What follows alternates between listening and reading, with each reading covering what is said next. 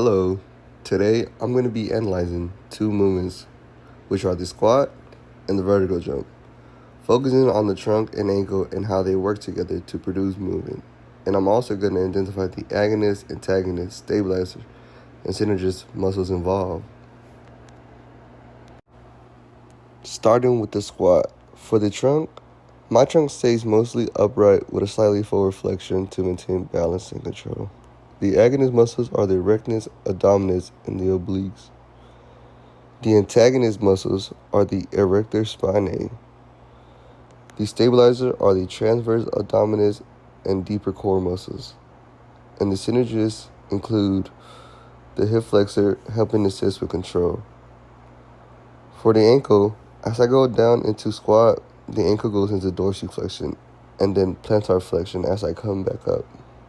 The agonist muscles are the gastrocnemius and the soleus, which help me push me up. The antagonist is the tibialis anterior. The stabilizers are the small muscles around the ankle joint, and the synergists include the hamstring and glutes, helping with the movement. The squat is controlled on the way down and more forceful on the way up. Overall, the trunk is stabilizing while the ankle is helping produce force and maintaining balance. If my trunk isn't tight, I lose control. And if my ankles are stiff, I lose depth and power. Now looking at the vertical jump, this movement is more explosive compared to the squat. For the trunk, I slightly flex during the loading phase and then I extend as I jump. The agonist muscles are the erector spinae during extension, while the antagonist muscles are the abdominals.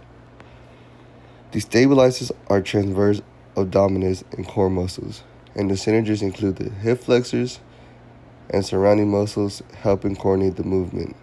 For the ankle, it goes into dorsiflexion when loading and then rapidly into plantar flexion during takeoff.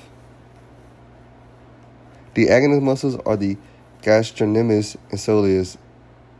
The antagonist is the tibialis anterior. The stabilizers are the intrinsic foot and ankle muscles, and the synergists include hamstring and glutes, helping generate force. This movement uses the stretch shortening cycle, which help produce more explosive power. The ankle generates the force while the trunk helps control and transfer that energy.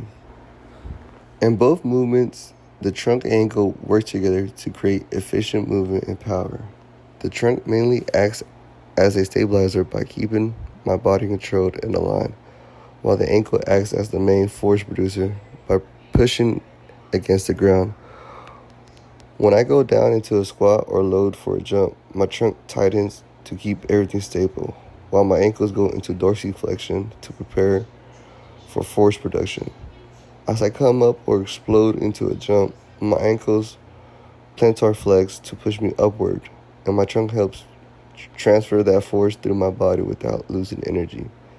This coordination is important because if my trunk isn't stable, then the force from my ankles won't transfer properly and I lose power. Also, if my ankles are weak or stiff, then even my trunk is strong, I won't be able to produce enough force. So both have to work together at the right timing, stability from the trunk and power from the ankle. This is what allows movements to be smooth and controlled and explosive. I'm actually working on my vertical jump right now, but in conclusion, to improve performance, I will focus on strengthening the core for better trunk stability and improving ankle mobility and strength for better force production. Also, a proper warm-up and good technique can help you reduce injury risk. Overall, the trunk and ankle have to work together to create efficient and powerful movement.